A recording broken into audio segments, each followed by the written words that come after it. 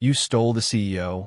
The accusation cracked across the hotel loading bay while Isaiah Brooks's daughter listened through the phone in his coat pocket.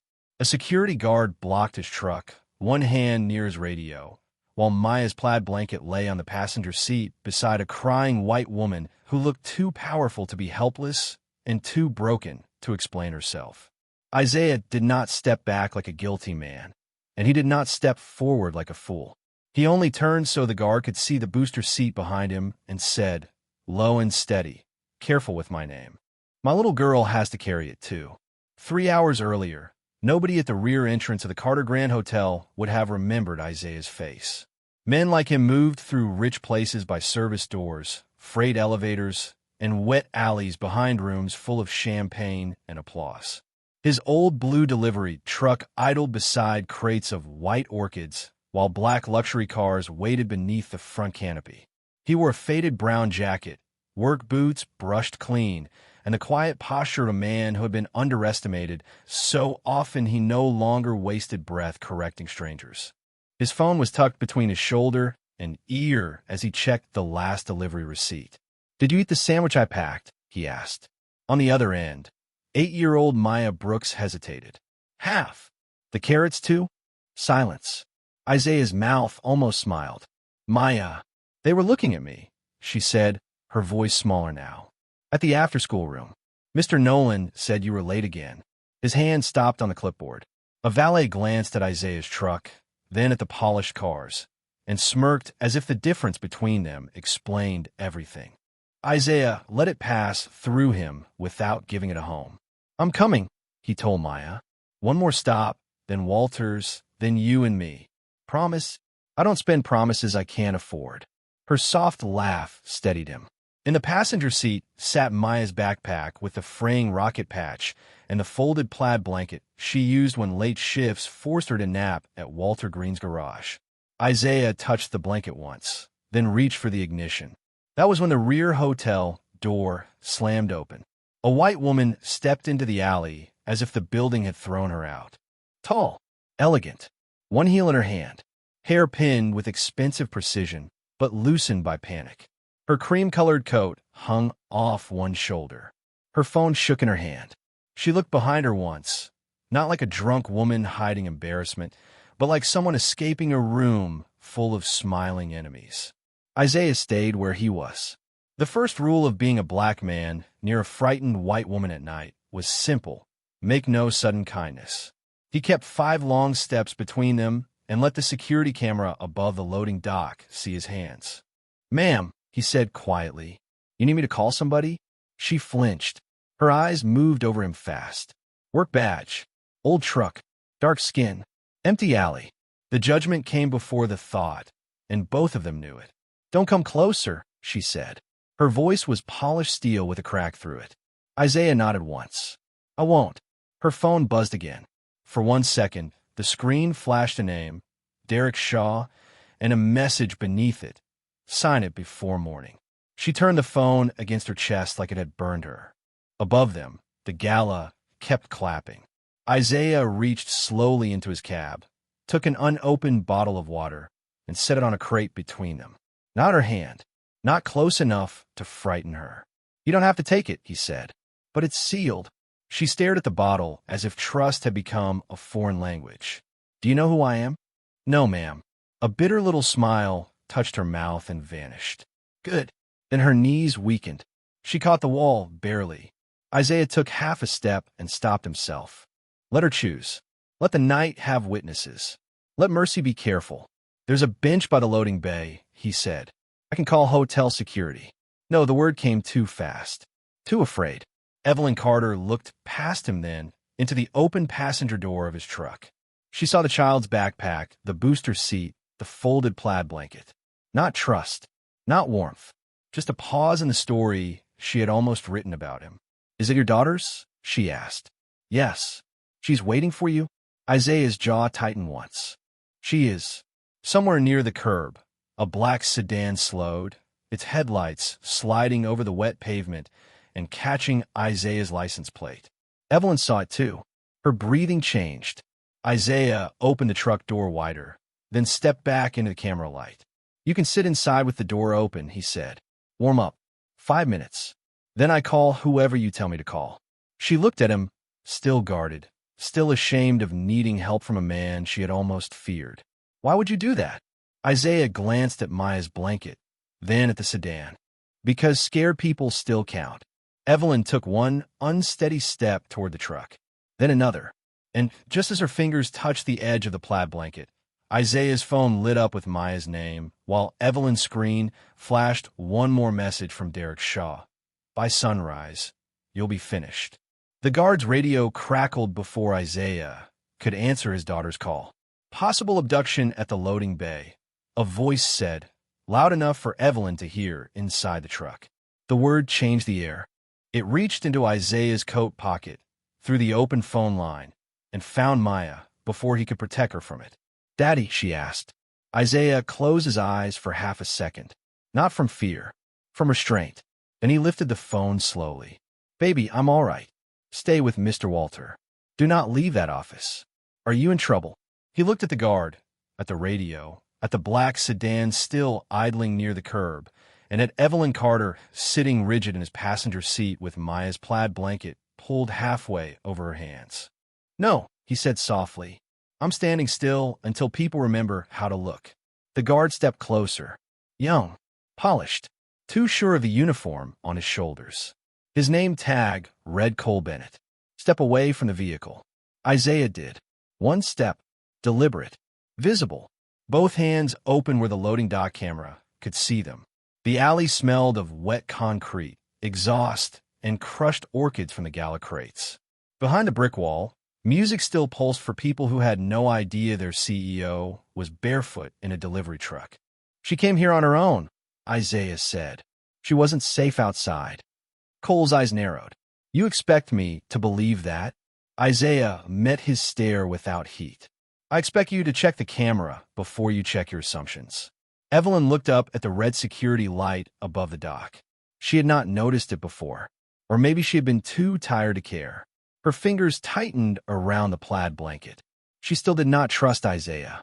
Not fully. Fear had its own memory. But one detail bothered her now. He had stepped back every time she asked. He had set the water on a crate, not in her hand. He had kept himself in the light. Men with bad intentions did not usually work so hard to be seen. Cole leaned toward the open passenger door. Ma'am, are you Evelyn Carter?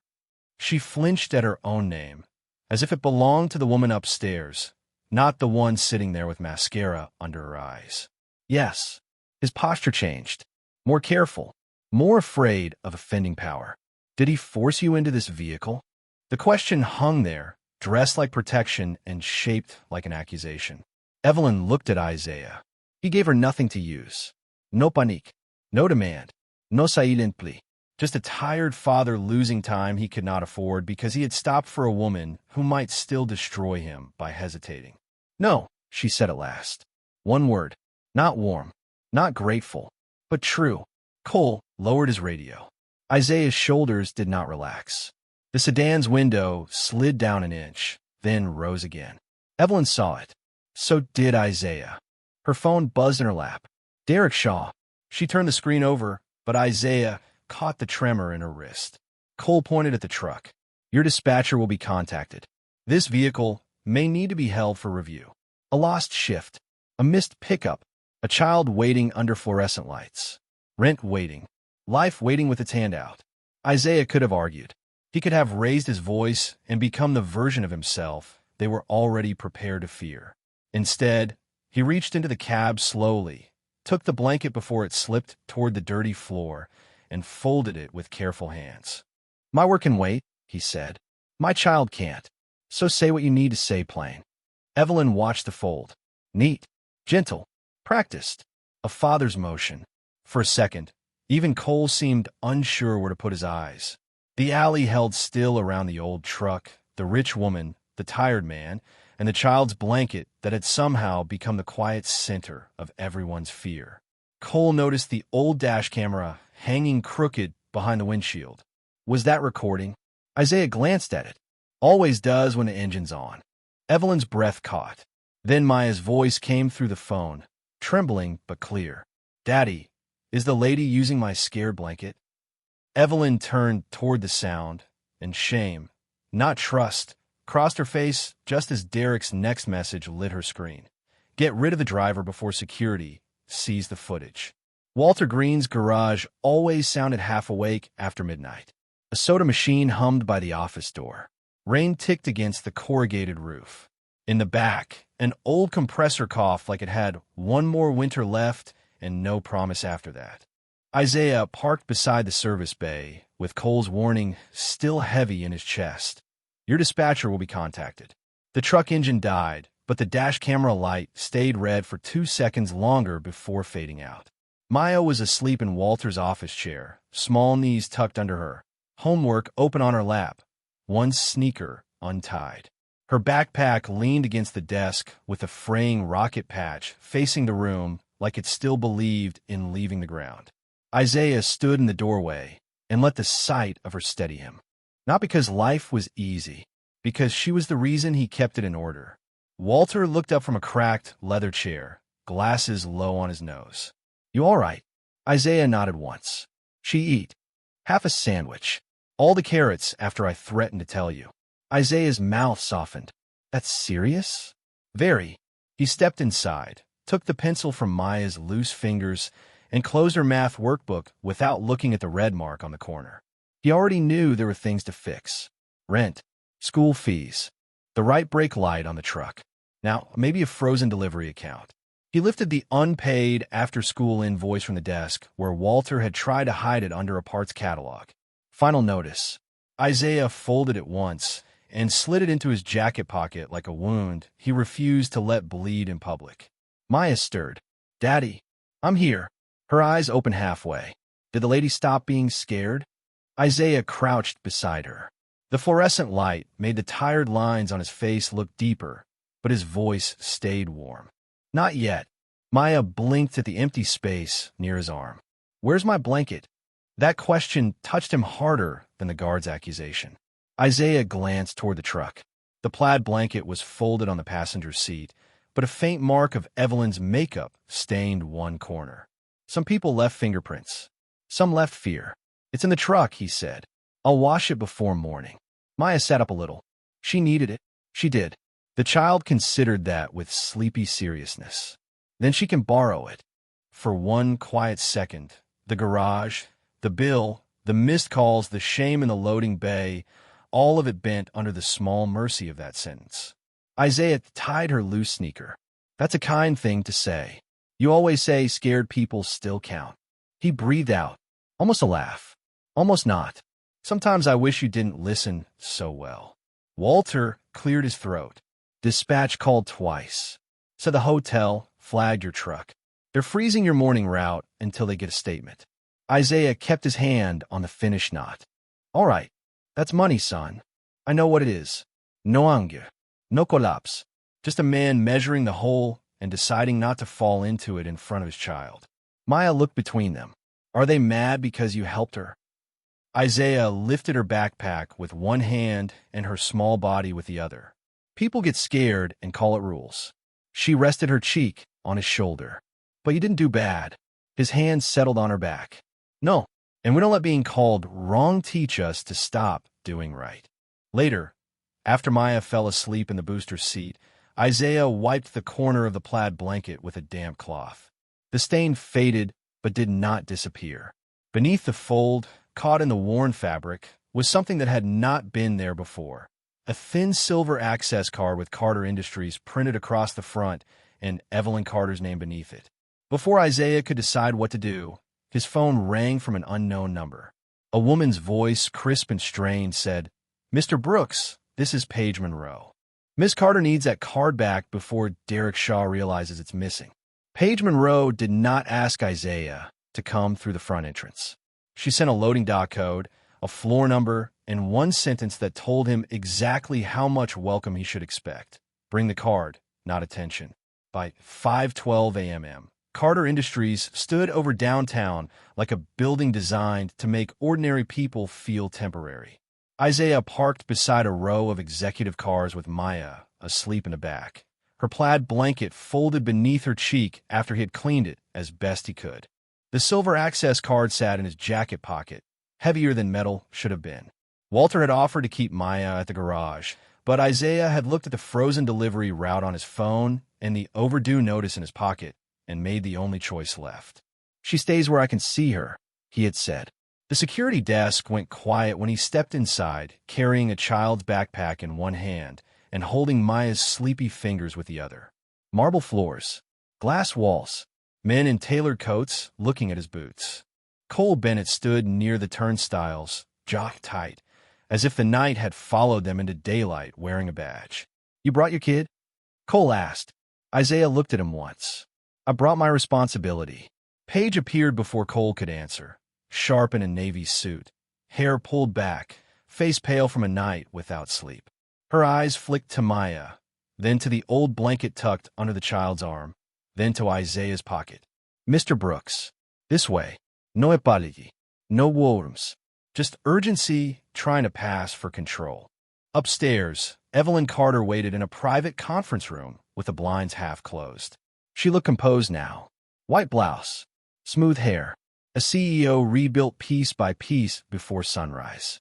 But exhaustion still lived around her eyes. When Isaiah entered, she did not stand. She watched him the way powerful people watched risk, carefully from a distance. Maya moved closer to his leg. Isaiah shifted slightly, becoming a wall without making a scene. He placed the access card on the table. Not tossed, not offered like a favor, just returned. "It was caught in my daughter's blanket," he said. Evelyn's gaze dropped to the plaid fabric in Maya's hand. Something passed across her face, small and quickly buried. "Did you look at it? It had your name on it." "That isn't what I asked." The room tightened. Cole stood by the door. Paige stared at the table. Isaiah's voice stayed even. "I don't open doors that aren't mine." The sentence landed harder than he intended. Evelyn looked away first. Not defeated, not softened, just interrupted by a truth she had not expected from a man her company had already started treating like evidence. Paige slid a tablet across the table. "We need your statement. Exact words. Exact timing. No editions." Isaiah looked at the screen, but did not touch it. "I'll tell the truth. I won't dress it to fit anybody's fear." Cole gave a short breath, almost a laugh. "You realize your delivery account is under review." Maya's fingers tightened around the blanket. Isaiah felt it. He had not looked down. "Then review it clean." Evelyn's eyes moved to Maya's hand, to the frayed corner of the blanket, to the makeup stain that had not fully vanished. For the first time, she seemed to understand that her night had followed this child home. Not as scandal, as cost. The tablet footage began to play. Grainy alley light. Isaiah stepping back.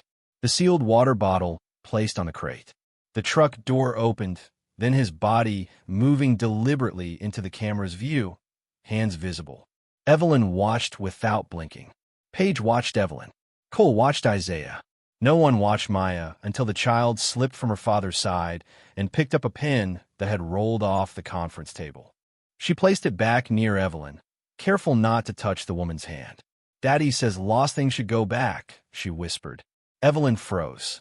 Not because of the pen, because the camera footage on the tablet stopped at the exact second the black sedan's headlights crossed Isaiah's license plate, and in the glass reflection stood Derek Shaw, watching from the alley where he had sworn he had never been.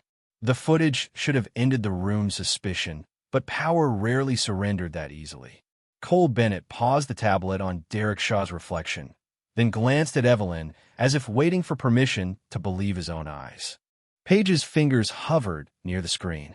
Maya stood beside Isaiah, with the plaid blanket pressed against her chest, the old fabric making the polished conference room look colder than it already was. For a moment, no one spoke. Then Cole cleared his throat. "That reflection doesn't prove anything." Isaiah did not react. He had heard men use smaller words to hide bigger fear. Evelyn looked at the frozen image. Derek's outline stood in the glass like a secret that had forgotten to stay buried. Her hand moved toward her phone, then stopped. Across the table, Isaiah saw the instinct before the action. Command, control, contain. That was the language of rooms like this. He reached for Maya's backpack. "If you have my statement, I need to get my daughter to school." Cole stepped in front of the door. "You're not leaving yet." Maya's shoulders lifted. Not a sob, just the small preparation children make when adults turn the air sharp. Isaiah shifted his body again, blocking her from Cole's line of sight. Don't make her smaller because you're uncertain, he said. Quiet. Flat. Not a threat. A boundary. Evelyn's eyes flicked to him. It was the first time that morning his voice changed the room more than hers. Before Cole could answer, the conference room door opened and a junior assistant rushed in carrying a tray of coffee cups. Too many cups. Not enough hands. The tray clipped the doorframe, and coffee spilled across the white marble, splashing Cole's shoe and running toward a bundle of charging cables beneath the wall monitor. The assistant froze. Young, brown-skinned, terrified in the way people became terrified when one mistake in a rich building felt like a verdict on their whole future. I'm sorry, she whispered. I'm so sorry. Cole snapped. Watch what you're doing. Paige reached for napkins, but Isaiah had already moved. Not fast enough to startle. Fast enough to prevent harm. He lifted the unplugged end of the cable bundle out of the coffee and used his own oil rag from his jacket pocket to block the spill before it reached the outlet. The rag was clean but worn thin, folded the way working men folded things they expected to need again. He knelt in the middle of the conference room, suit shoes and polished heels around him, and wiped the floor while the assistant stood shaking. You don't have to do that, Paige said, more surprised than grateful. Isaiah kept his eyes on the spill. Electricity doesn't care whose job it is. The assistant bent down, but her hands trembled so badly the napkins scattered. Maya slipped the plaid blanket over one arm, picked up the fallen napkins, and handed them to her father. Like at Walter's, she said. Isaiah nodded once. Exactly. Evelyn watched him. Not like risk now. Like a question becoming harder to dismiss. He had every reason to stand there and demand fairness. Every reason to say the room owed him dignity before he gave it more of his. Instead, he had knelt to stop a young employee from being humiliated and a careless accident from becoming someone else's firing. No advantage waited at the end of it. Only a stained rag. A delayed school drop-off. Another few minutes lost from a morning already costing him money. Cole looked embarrassed and covered it with annoyance. Facilities can handle that. Isaiah wrung coffee into an empty cup and stood slowly. They can, but she was drowning right here. The assistant looked at him, then really looked, as if no one in the room had spoken about her as human until that second.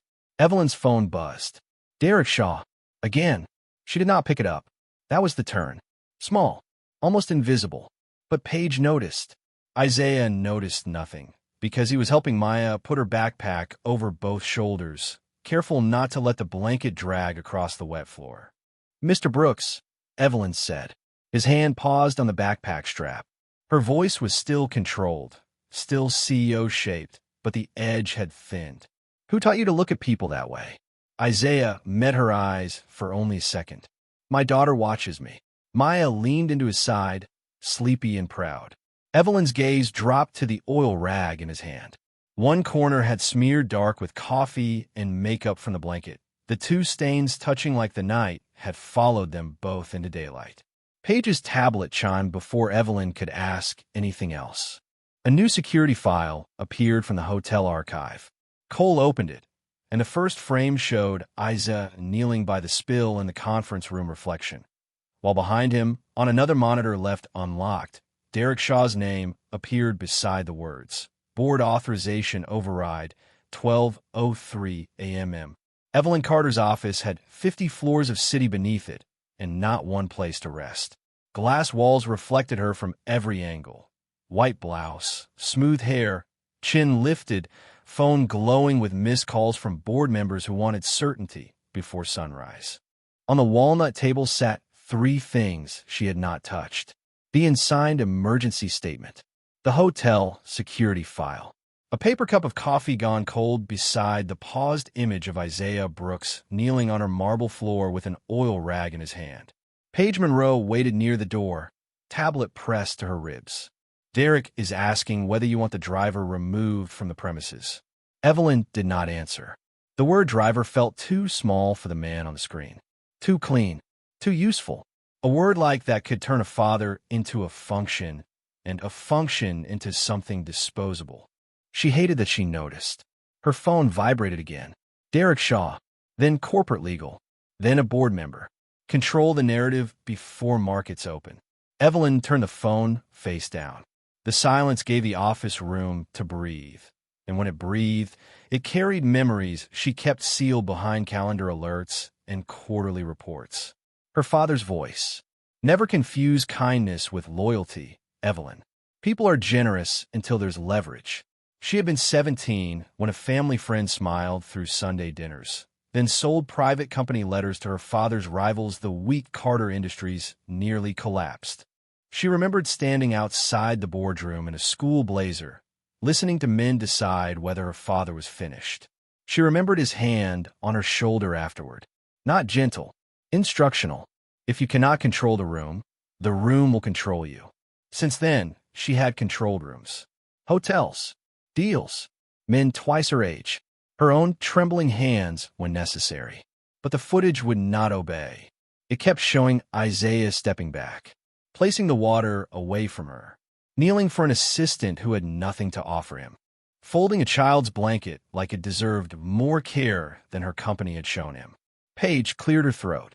If we keep him here, it looks bad. If we let him leave, Derek says evidence could disappear. Evelyn's eyes moved to the lower corner of the screen, where Maya stood with the plaid blanket tucked under one arm.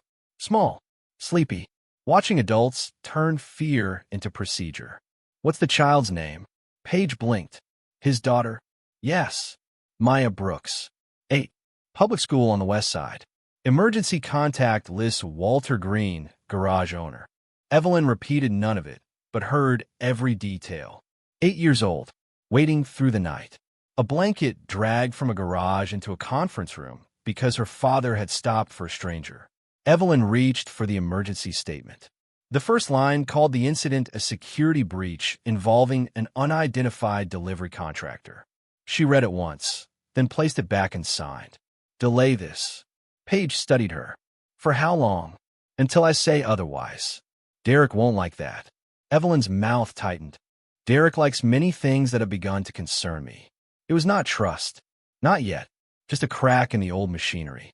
Downstairs, Isaiah stood by the service corridor vending machines with Maya beside him, counting coins before choosing the granola bar instead of the juice.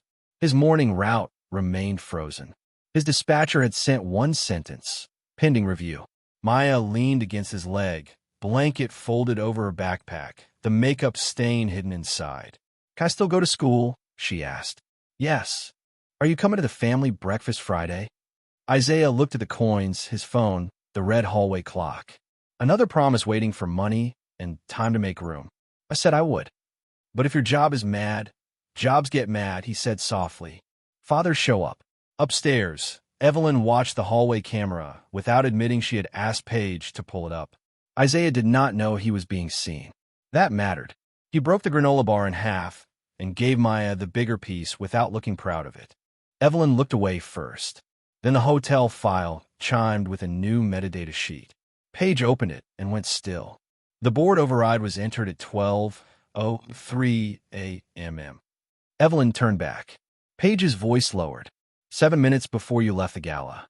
And whoever entered it used your father's archive security phrase. Evelyn's hand moved toward the paused image of Maya's plaid blanket, and for one brief second the office felt less like a fortress than a door she had kept shut for years, opening from the other side. The hallway camera showed Isaiah giving Maya the bigger half of the granola bar, but did not show why Evelyn kept watching after the evidence had already moved on. It was not proof anymore. It was something quieter. Maya sat on the edge of a leather bench outside the service elevators, one foot swinging above the marble floor, the plaid blanket folded across her lap like a small shield. Isaiah stood beside her with his back to the wall, not restless, not defeated, just present in the way tired fathers learn to be present when the world kept pulling at their sleeves. Evelyn stopped several feet away, close enough to hear, far enough not to intrude. Paige waited behind her, tablet in hand, holding back another urgent update. Maya smoothed the frayed corner of the blanket with her thumb. Near the edge was a crooked stitch star, uneven, clearly made by a child's hand. Evelyn had not noticed it before. "Did you sew that?" she asked before she could stop herself. Maya looked up. Isaiah's eyes moved to Evelyn first, quietly measuring the space around the question. Not suspicious. "Careful. I messed it up," Maya said, touching the star. "Daddy said crooked stars still shine." The sentence landed in the hallway with no drama at all. That was why it hurt. Evelyn looked at the blanket, then at Isaiah. He gave no performance, offered no story, accepted no sympathy. He only adjusted the strap on Maya's backpack and said, "You were learning." Maya leaned closer to him. "Mom used to sew better." The air changed. Small, barely visible. Isaiah's hand paused for one beat, then continued fixing the strap. "She did," he said. "Nothing more. No viternis. No invitation for pity. Just a door left respectfully closed." Evelyn felt the old machinery inside her reach for control. Ask Paige for a file. Confirm family status. Turn the ache into information. But the hallway smelled faintly of vending machine coffee and rain from Isaiah's jacket, and for once the facts felt too small. Money could buy privacy. It could buy silence. It could buy an army of people to make sure no one saw you fall apart. But it cannot buy the kind of safety that made a child speak softly without fear of being corrected. Paige's tablet buzzed. "The board call moved up," she said. "Derek is pushing for an internal incident report. He wants Mr. Brooks listed as a security concern until the review is complete." Maya heard enough to understand tone, if not policy. Her hand tightened around the blanket. Isaiah saw it and bent slightly. "Look at me." She did. "You're going to school. You're going to eat breakfast. And you are not carrying grown folks' fear in your backpack." Maya nodded, trying hard to be brave. Evelyn looked away. Not because she was unmoved, because she was. "Mr. Brooks," she said, her voice lower than planned. "Your daughter's blanket. Why does she call it her scared blanket?" Isaiah lifted his eyes. The distance between them felt different now. Not smaller, more honest. Because when she was little, she thought fear needed a place to sit. Maya corrected him gently. "No, Daddy, you said that." For the first time, Evelyn almost smiled. Almost. Then Maya turned the blanket over, and Evelyn saw a faded fabric tag stitched into the underside. Not a store label. A hospital tag, softened by years of washing, with a date printed in blue ink, April 17th. Evelyn's fingers went cold. Paige saw her face change. "What is it?" Evelyn did not answer. April 17th was the date her father taught her never to trust anyone. And now, that same date was sewn into a child's blanket resting in Isaiah Brooks's hands. By noon, the story had become smaller than the truth and louder than anything Isaiah Brooks could say. It started as a 10-second hallway clip filmed through glass. Isaiah near Evelyn Carter, Maya holding the plaid blanket, Cole Bennett stepping between them. No sound, no context, just enough shadow to let people believe what they already carried inside. By 12:17, the clip had moved through Carter Industries' internal chat with a caption that made Paige Monroe go still. CEO found with delivery driver and child after overnight disappearance. By 12:23, Isaiah's dispatcher called. Isaiah stood outside Maya's school with the phone to his ear, one hand resting lightly on her backpack strap. Parents moved around him in clean coats, glancing at his old truck near the curb like it had brought trouble into the neighborhood. "Pending investigation," the dispatcher said. "Company policy. You understand." Isaiah looked through the school windows where Maya was supposed to be learning fractions, not watching adults measure her father with narrowed eyes. "I understand the words," he said. "Not the hurry." The line went quiet. Then the dispatcher lowered his voice. "Man, I'm trying to help you. Stay away from that building. Stay away from that woman." Isaiah did not answer right away. A mother near the entrance pulled her son closer when she recognized him from the clip. Not much. Just 2 inches. Enough. Maya saw it too. Her face changed before she could hide it. Isaiah ended the call and crouched in front of her. "School first. They think you did something," she whispered. "They saw a piece," he said, fixing the rocket patch on her backpack. "Pieces can lie when people want them to." Inside Carter Industries, The same clip played on screens that made partial truth look official. Cole stood before Evelyn's conference table with a printed incident report and the careful posture of a man trying not to look afraid of being wrong. Legal recommends we list Mr. Brooks as restricted pending review. No access. No contact. Derek Shaw sat at the far end, calm, silver tie perfect, concern arranged neatly on his face. It protects everyone, he said, including him. Evelyn heard the lie inside the kindness.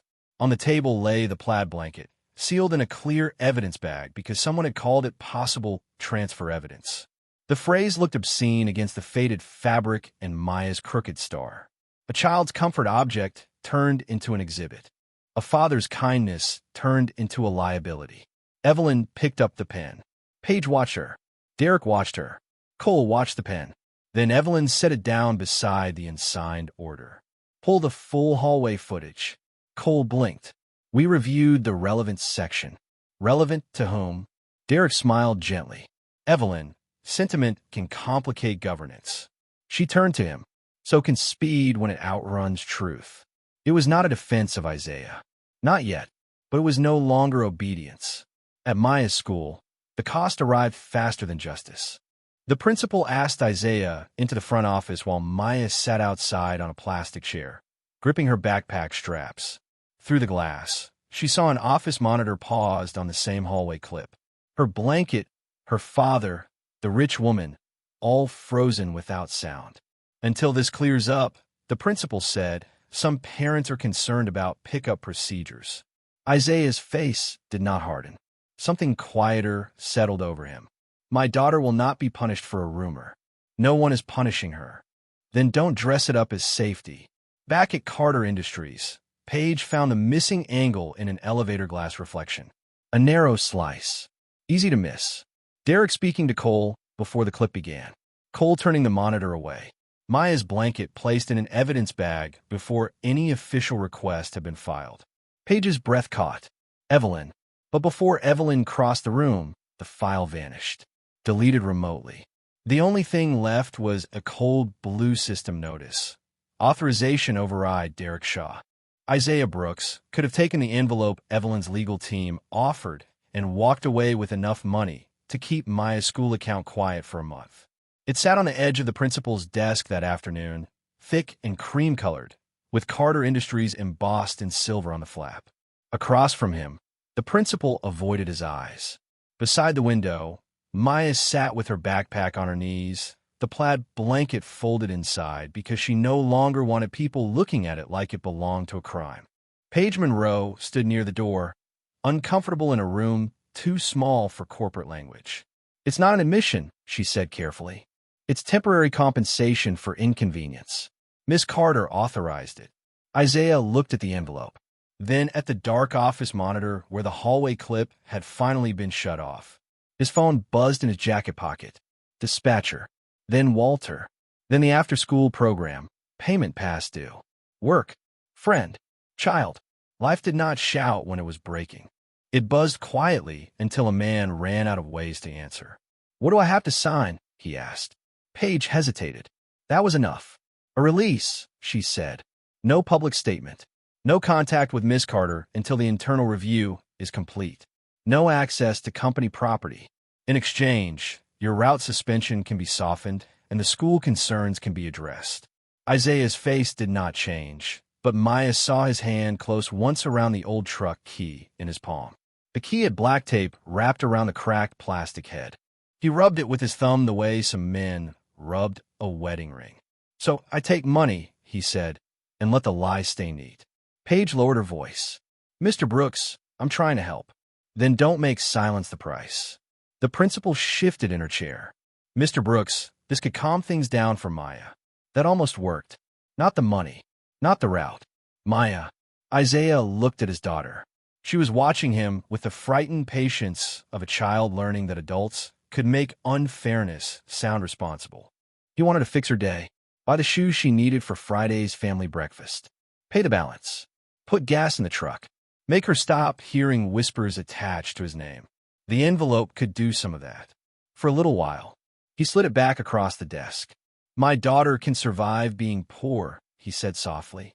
I won't teach her to survive me being bought. No one spoke. Paige looked down first. Outside, rain streaked the school windows, turning the parking lot into gray glass. Isaiah stood, lifted Maya's backpack, and held out his hand. Come on, baby. Maya took it, but the door she stopped. Daddy, are we still going to breakfast Friday? He swallowed once. The missed dispatcher call had already told him the answer might cost more than he had left. I'm going to try with both hands. It was the closest he came to saying he was scared. Across town, Evelyn watched the school hallway recording from her office, Paige having sent it without comment. The room was dark except for the monitor glow and the city burning behind the glass. She saw the envelope, saw Isaiah push it back, saw Maya's small face turn toward him as if his answer was teaching her what kind of world she lived in. Evelyn had meant to help. Money was the cleanest tool she knew. Fast, efficient, distant. But on the screen, her help looked too much like another form of control. She paused the footage on Isaiah's hand around the taped truck key. Not anger, not pride for show. Restraint. A man holding the last movable piece of his life and refusing to trade it for a cleaner lie. Her phone buzzed. Derek again.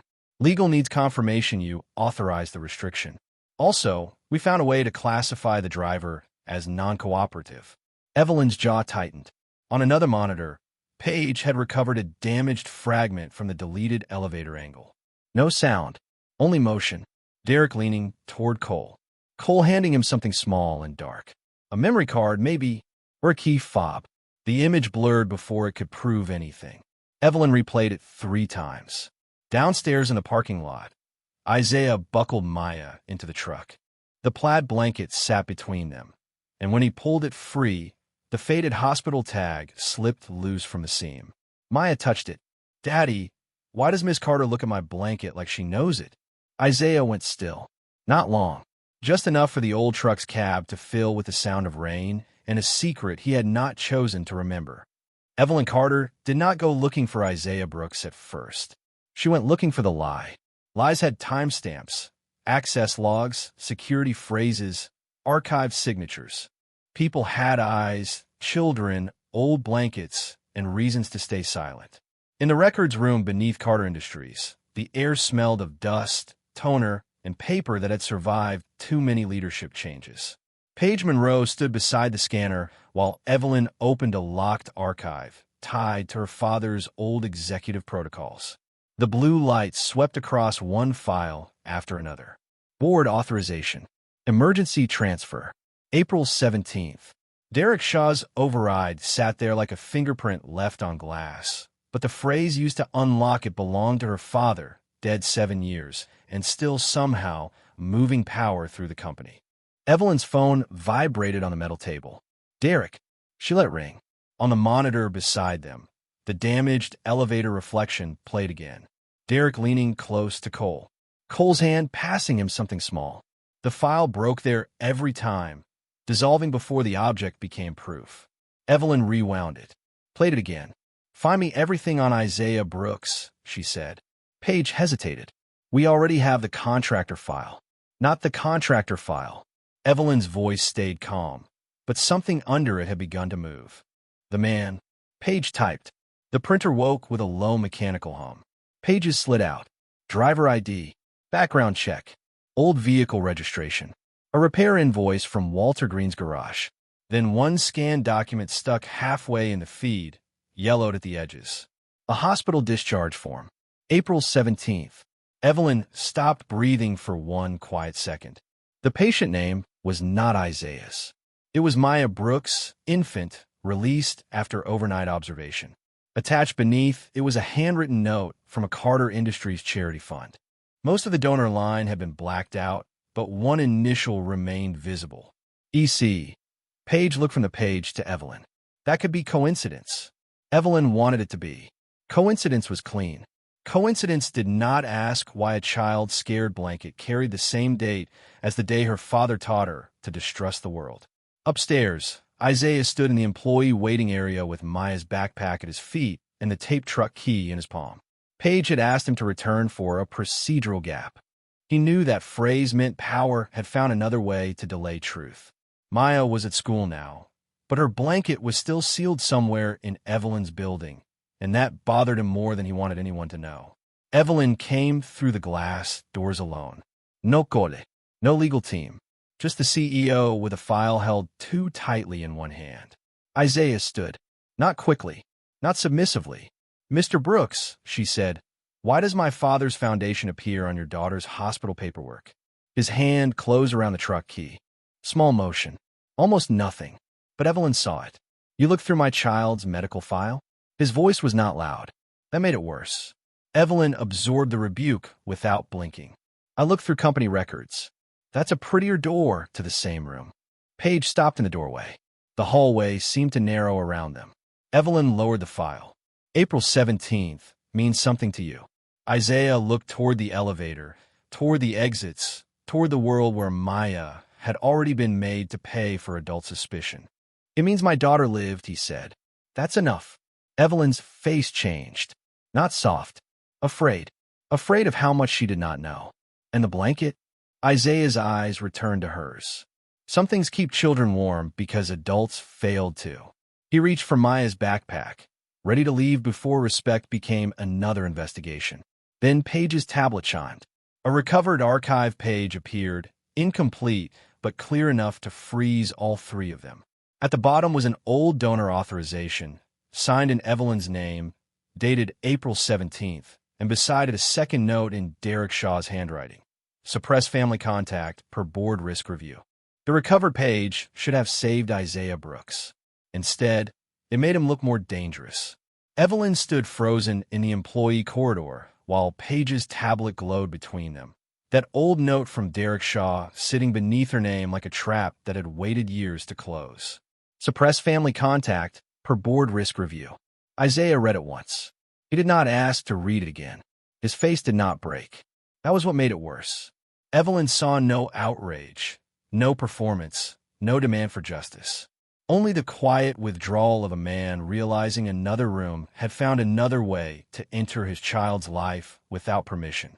Then Derek arrived with Cole Bennett and two members of corporate legal behind him, all polished shoes and controlled concern. "That document is restricted," Derek said, "and Mr. Brooks has no authorization to view it." Paige stepped forward. "It came from Archive Recovery, which makes the chain of custody contaminated," Derek replied smoothly. His eyes moved to Isaiah. "By a contractor already under review." The word contractor landed like a lock clicking shut. Evelyn heard it. She knew what Derek was doing. He was turning evidence into procedure. Procedure into delay. Delay into damage. And still, for one terrible second, she hesitated. Her father's voice lived in that hesitation. "Control the room, or the room will control you." The board call was already active on the wall monitor. Faces waited in small, bright squares, impatient and frightened of headlines. Legal whispered that if Evelyn allowed Isaiah to leave with knowledge of a sealed donor file, the company could face exposure. Derek made it sound gentle. For everyone's protection, he should sign a temporary confidentiality hold before leaving. Isaiah looked at Evelyn then. Not at Derek, not at Cole, at her, because the choice was hers now, even if everyone else had built the cage. Maya's backpack sat at his feet. The tape truck key rested in his palm. Somewhere across town, his daughter was waiting for him to keep a promise he could no longer afford. Evelyn's throat tightened.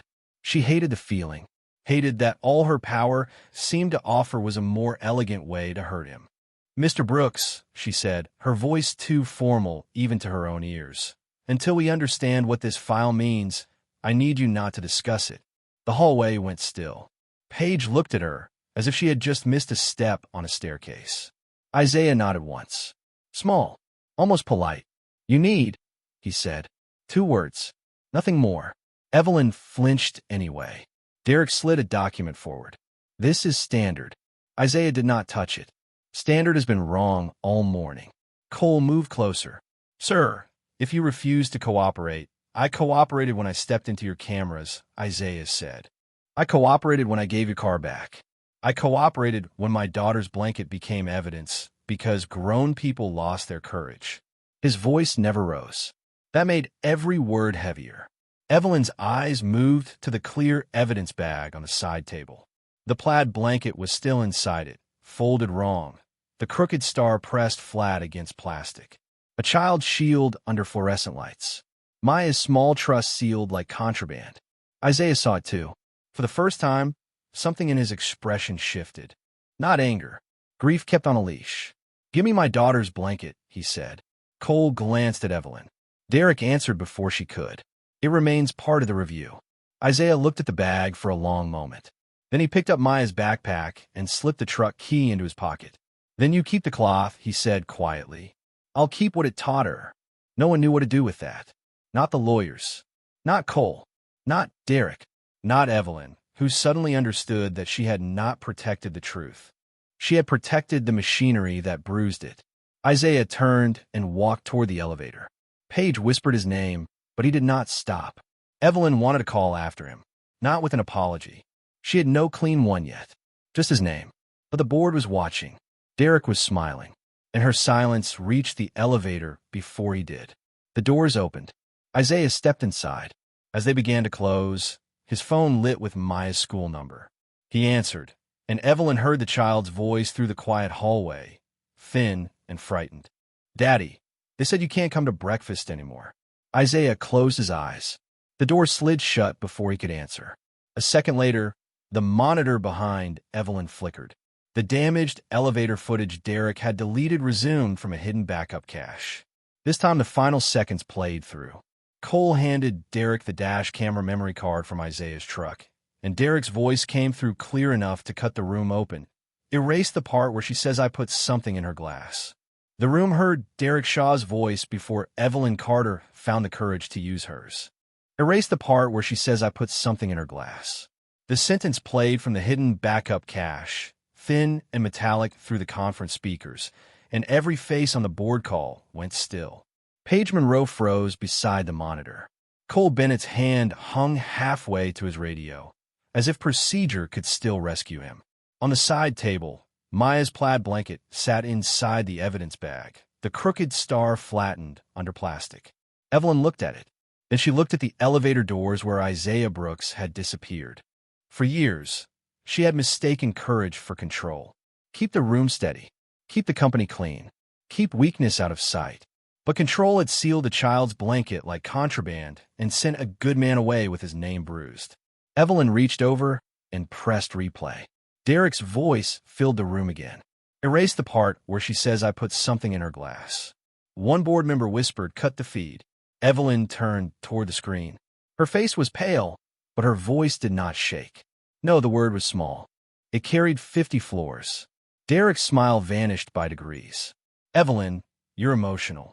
She almost laughed. Men had always called women emotional when women became inconveniently accurate. "Paige," she said, "send the full backup to legal, compliance, and the board archive." "Now." Paige moved. Cole stepped forward. "Miss Carter, we should verify chain of custody before." Evelyn turned on him. Not loud. Worse. Clear. "You handed company evidence to a board officer outside protocol." "Sit down." Cole sat. The room obeyed truth before it obeyed her. Derek rose slowly. "You are making a public governance error." Evelyn picked up the unsigned restriction order meant for Isaiah and tore it once down the center. The sound was quiet, almost delicate. "No," she said. "I made it when I let fear use my signature. That was the cost. Not tears. Not a speech." Her board watched her admit, on record, that her authority had harmed a man without power because questioning a man with power felt more dangerous. She opened the evidence bag herself.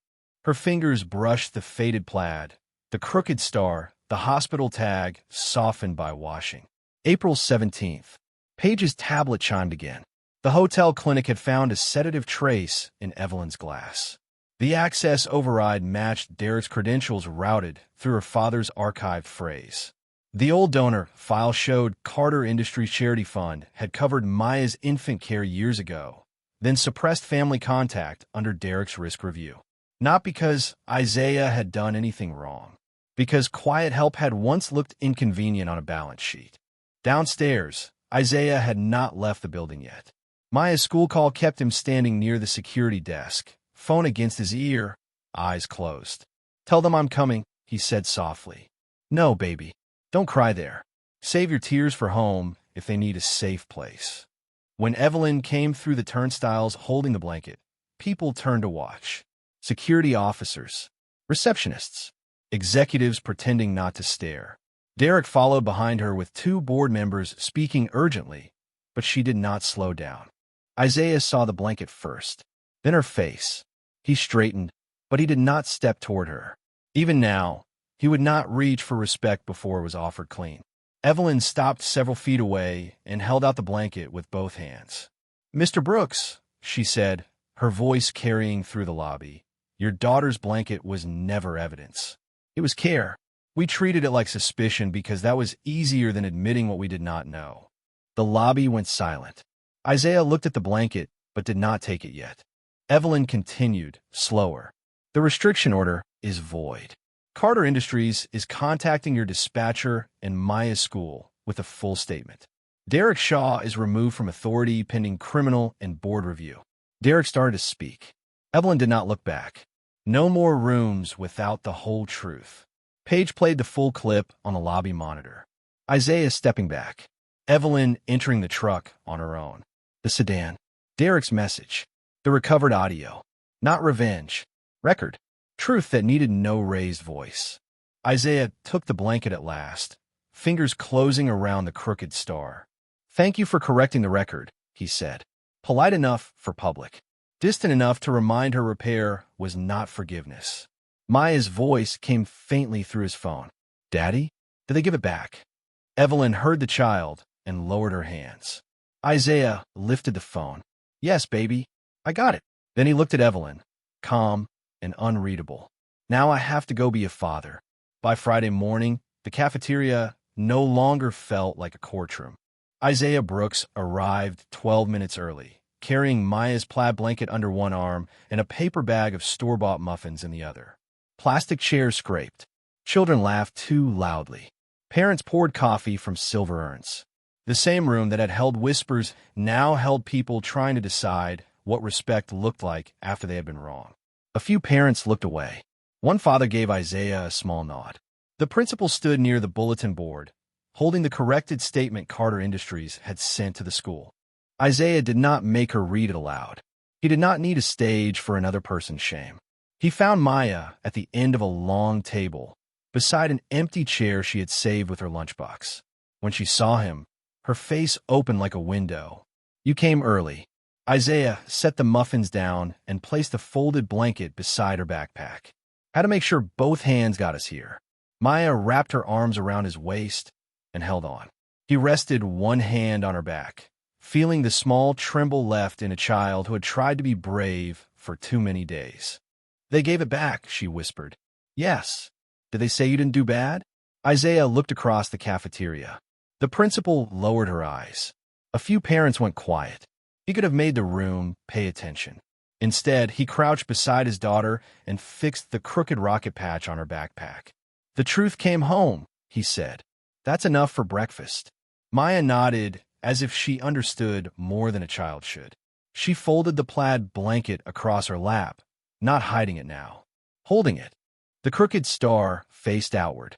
Outside, sunlight moved through the cafeteria windows in pale strips, touching the floor, the tables, the brown sleeve of Isaiah's worn jacket. His phone buzzed once. A message from his dispatcher. Route fully reinstated, back pay approved. Another from Walter Green. "Proud of you, son, but your brake light still looks terrible." Isaiah read them, slid the phone away, and opened Maya's milk carton with the same careful hands that had returned an access card, folded a blanket, refused an envelope, and accepted the truth without turning it into revenge. Across town, Evelyn Carter stood in the lobby of Carter Industries without her usual circle of assistants. Cole Bennett had been placed on leave pending review. Derek Shaw's name had been removed from the board access wall. Legal wanted a polished statement. Evelyn rewrote it with fewer shields and more truth. Then she canceled the investor breakfast, took the elevator down alone, and drove herself west with Maya's washed hospital tag sealed in a small envelope and a cardboard carrier holding 2 cups of coffee. Not expensive coffee, just hot. By the time she reached the school parking lot, the family breakfast was ending. Isaiah was outside near his old blue truck, helping Maya into her seat, the plaid blanket tucked safely beside her backpack. He saw Evelyn before Maya did. His face stayed calm. Not cold, not welcoming too quickly, just present. Evelyn stopped a respectful distance away, the same distance he had given her in the alley when she was too afraid to understand mercy. "Mr. Brooks," she said, "I'm not here to manage this." He closed the truck door gently, leaving the window cracked so Maya could hear without being exposed. "Then why are you here?" Evelyn looked at the coffee carrier, suddenly aware of how small was compared to what had been damaged. To return something without turning it into a transaction. She held out the envelope. "This belongs with her blanket, not in my archive." Isaiah accepted it but did not open it. The old truck key rested in his other hand, black tape around the cracked plastic head. Still his. "Carter Industries is starting a fund for children of night shift workers," she said. "No cameras. No names on a wall. Page will structure it through community schools, and Walter Green's garage is on the advisory list if he agrees." Isaiah looked at her for a long moment. "That your apology?" Evelyn swallowed. "It's one piece of it." He nodded slightly. "Pieces matter when they're true." Maya rolled down the window. "Miss Carter." Evelyn turned. The child held up the plaid blanket, the crooked star bright against faded fabric. "You can borrow it again if you get scared, but you have to bring it back." Evelyn's expression changed, not into tears, into stillness. "I will," she said. "I promise." Isaiah glanced at his daughter. "We don't spend promises we can't afford." Evelyn looked at him then, and for once she did not try to control the silence. She let it stand between them, honest and unfinished. There was no sudden romance, no grand rescue left to perform, just a father with work to do, a child with breakfast crumbs on her sleeve, and a woman learning that power without humility was only another locked room. Isaiah climbed into the truck. The engine coughed, caught, and settled into its old steady rhythm. Before he pulled away, Evelyn stepped back from the curb, leaving space. Respect looked like that sometimes. Not a speech, not a gift. A little room for someone else's dignity to breathe. Maya waved from the window, the plaid blanket tucked beneath her chin. Evelyn waved back once. Small, careful, real. And as the old blue truck turned into the clean morning light, she understood what he had given her that night was never shelter from the rain. It was proof that kindness did not need a title, and dignity did not need permission to change a room.